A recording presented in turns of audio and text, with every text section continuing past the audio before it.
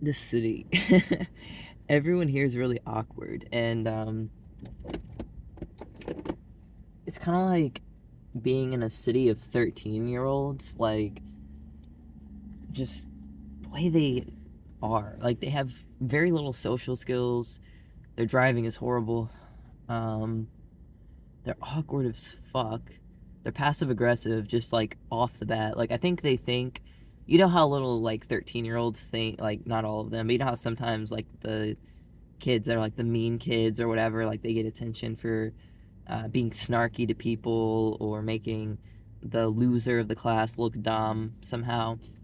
That's kind of how they are. So it's like you come in off the street like trying to purchase something in a store, or you're trying to get gas or something, and you have to have an interaction with this person. Like, you don't want to, you'd rather go to self-checkout or whatever, but like they don't have that shit every single place. So there's times you have to encounter other people, and it's never just like a normal interaction.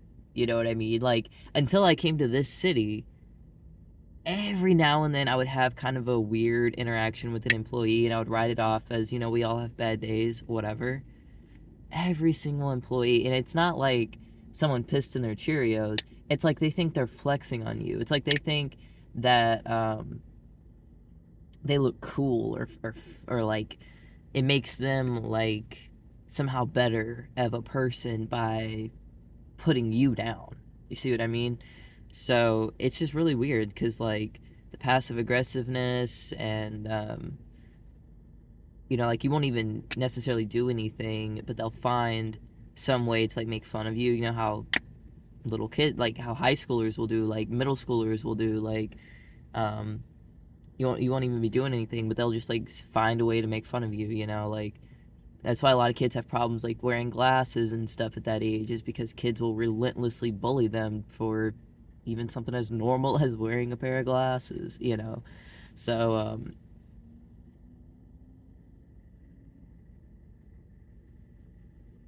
yeah, like this most recent interaction, I went into this gas station, and there's two employees behind the counter, and there's like five registers on this counter, and there's stuff all over the counters. None of the registers say closed, but there's only two people, so you would assume that only one or two registers are running.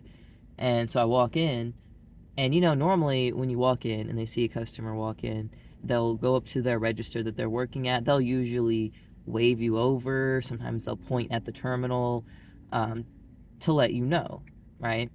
So I walk in, and they just kind of look at me like I'm stupid.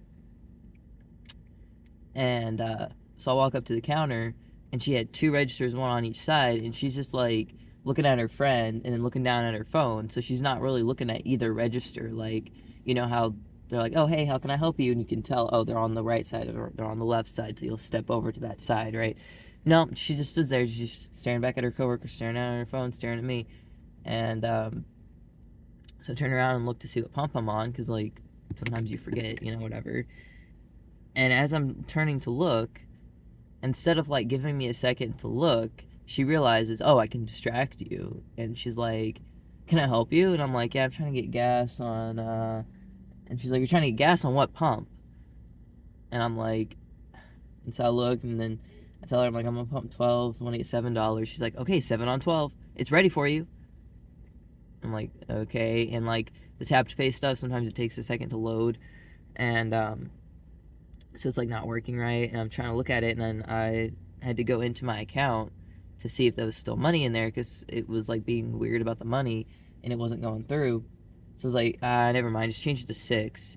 And I handed her $6, and she didn't know what to do. She's like, and she looks over at her coworker. I just start walking out. Like, that's not my problem. I asked for 6 on 12. You're gonna put 6 on 12. Anyways, so I leave. I get out to the pump. It took them a while to figure it out, but they figured it out. I got my gas pumped, and yeah, it's just really fucking weird. Like, one time I went to a gas station and I bought gas, and then I pulled up into a parking spot, and I was there for maybe 3 minutes, and the gas station worker comes out there and says, you're loitering. I mean, yeah, technically. Like, technically, if I were to walk into a gas station, buy a bag of chips, the moment I leave the register, if I were to pause at any moment to tie my shoe, to scratch my ass, like that's loitering. And that's how they are here. Like they're like, the instant you're done giving me money, I'm calling the cops on you. Most places, like, if they have a problem with loitering, they'll put up parking signs. They'll say 2 hour parking limit, a 30-minute parking limit, 15-minute parking limit. And then you know you have that much time.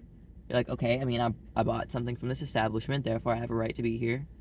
I got 15 minutes. I got 2 hours. I got whatever. Some places are 4 hours. Here, there's no signs, there's no posting. Sometimes they'll put signs in the parking lot that just vaguely say no loitering. So what does that mean? Because you're not allowed to go inside and buy things and then eat them in your car, because that's loitering. So you're not, like, literally, if you're not buying something, you're not supposed to be there. You can't even consume the food on the property. You have to leave. Isn't that insane?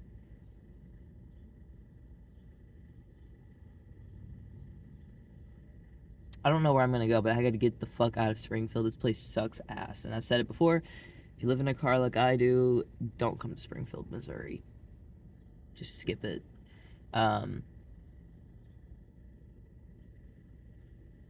yeah, there's no point. Because literally, just by existing, they try to criminalize you. They're just looking for an opportunity to oppress you because you're poor, because you can't afford, like, a hotel room or an apartment or whatever. Like, if you're not, if you're like me, you're not allowed to rent because you don't make enough money, or, you know, you just can't afford a hotel room because they're expensive. You know what I mean? I mean, I make enough money, I could make rent. Like, I could pay the rent, but they won't allow me to rent because I don't make enough money. Like, you have to make 3 times the amount of rent, and I only make, like, I don't even know. Because I was working at Amazon, and they were like, rent here is $600 a month. Or no, maybe it was like $850 a month, and I was bringing in like $700 every 2 weeks. I don't know. Don't quote me on that because I don't remember.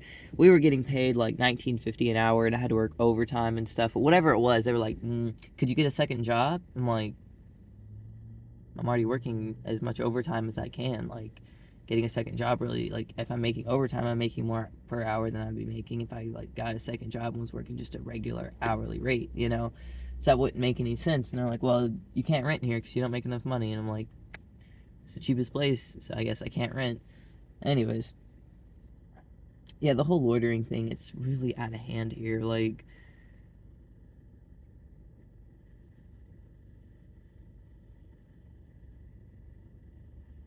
it's just weird.